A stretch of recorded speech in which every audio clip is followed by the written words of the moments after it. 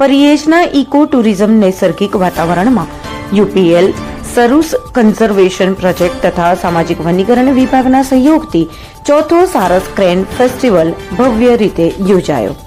આ પ્રસંગે પર્યાવરણ જાગૃતિના હેતુસર વર્લ્ડ વેટલેન્ડ ડેની પણ ઉજવણી કરવામાં આવી. કાર્યક્રમના મુખ્ય મહેમાન તરીકે માનનીય એસડીએમ સર સૂરજ બારોટ ઉપસ્થિત રહ્યા. વિશેષ અતિથિ તરીકે ડોક્ટર લીમા રોઝલેન્ડ હાજર રહ્યા. ઉપરાંત વન વિભાગના range forest officer Bhargav Pipaliya સાહેબ, વિદ્યાનગર નેચરલ ક્લબના ડિરેક્ટર અનિરુદ્ધ વસાવા સાહેબ તેમજ યુપીએલ સારસ કન્ઝર્વેશન પ્રોજેક્ટના હેડ ડોક્ટર જતી નંદર કૌર મેડમના અધ્યક્ષસ્થાને કાર્યક્રમ યોજાયો. આ કાર્યક્રમમાં આસપાસના વિસ્તારની 15 સરકારી પ્રાથમિક શાળાઓના કુલ 195 વિદ્યાર્થીઓ, 3 કોલેજના વિદ્યાર્થીઓ, 30 સારસ વોલિયન્ટર્સ, અંદાજે 75 ગ્રામજનો, વિવિધ એનજીઓના પ્રતિનિધિઓ તેમજ શિક્ષકો, પ્રાધ્યાપકો અને ગામના સરપંચશ્રીઓએ ઉત્સાહપૂર્વક ભાગ લીધો. માનનીય પ્રાંત અધિકારીએ પોતાના સંબોધનમાં જણાવ્યું હતું કે વૈશ્વિક ફલક પર પરિયેજને ઇકો ટુરિઝમ તરીકે વિકસાવવાની અપાર શક્યતાઓ છે.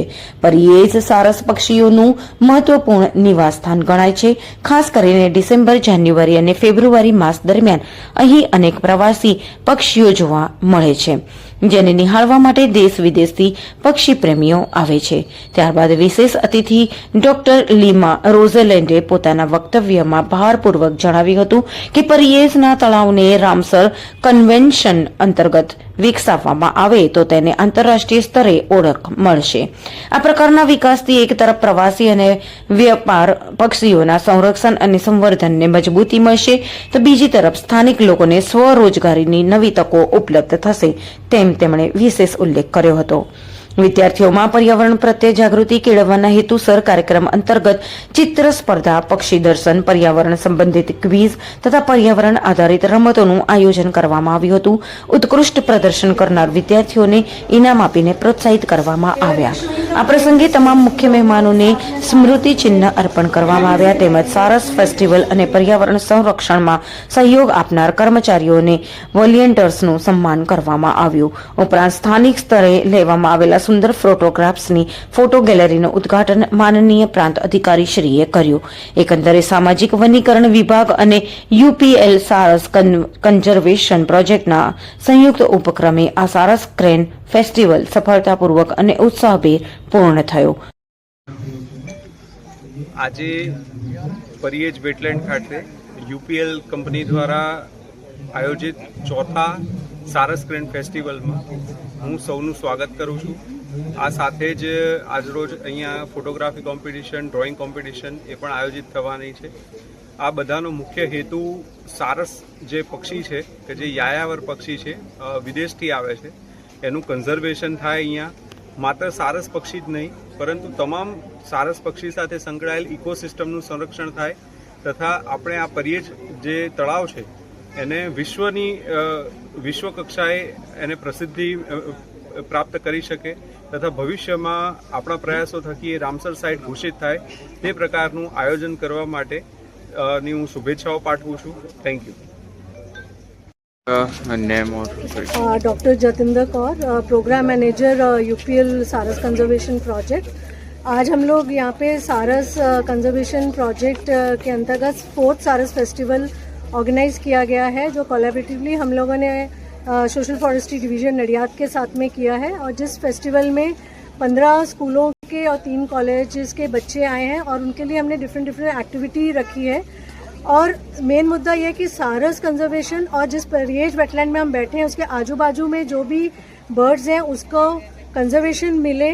सारस का जो पॉपुलेशन है मातर तालुका में सबसे ज़्यादा है और उस पर स्टूडेंट्स की जनभागीदारी, खेडूत मित्रों की जनभागीदारी, सब लोग एक साथ मिलकर अगर हम लोग सारस को और आजू बाजू के रेसिडेंट और माइग्रेटरी स्पीशीज़ को बचाएंगे और प्लस जिस वेटलैंड में हम परिયેज की बात करते हैं तो उसका भी एक कंजर्वेशन अच्छे तरीके से हो पाएगा. और दूसरा मैं कह सकती हूँ कि डॉक्टर लीमा रोज़लेंड जो IUCN से आए हैं, उन मैडम का भी ये कहना है कि हमें वेटलैंड को, परिયેज वेटलैंड को एक रामसर स्तर पे ले जाना है, तो उस पर कामगिरी हम लोग चालू करेंगे.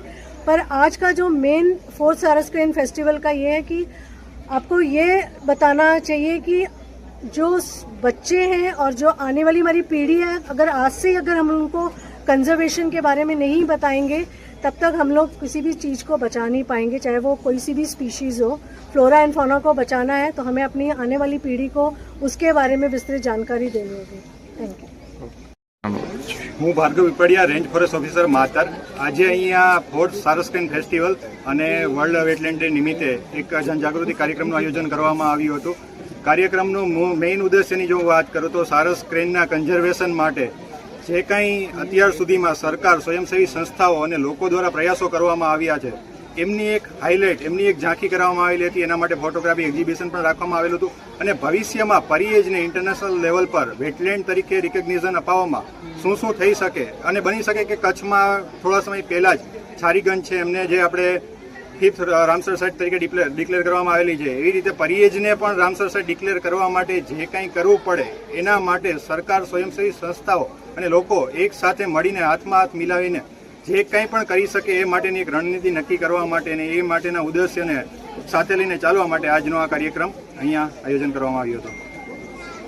हम दिखाएंगे सच्चाई की खबर चैनल को लाइक कीजिए, सब्सक्राइब कीजिए और हमारे साथ जुड़े रहिए. हम दिखाएंगे आपको सच्चाई की खबर.